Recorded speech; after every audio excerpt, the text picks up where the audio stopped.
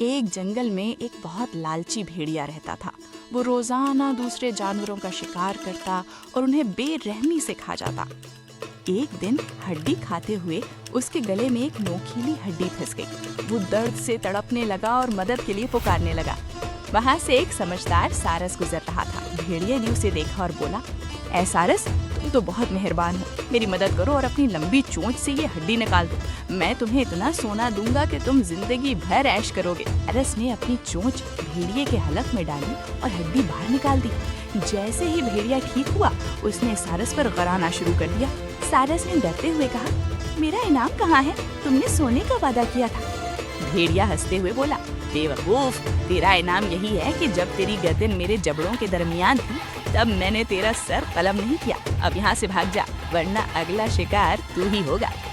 سارس مسکرایا اور بولا، ظالم کبھی کسی کا دوست نہیں ہوتا اور اس کا انجام بھی اس کی طرح کڑوا ہوتا ہے۔ سارس نے اڑتے ہوئے ایک جال کی طرف اشارہ کیا جو شکاریوں نے بچھایا تھا۔ بھیڑیا لالچ میں آ کر وہاں پڑا گوشت کھانے گیا اور اسی وقت شکاریوں کے جال میں پھنس گیا۔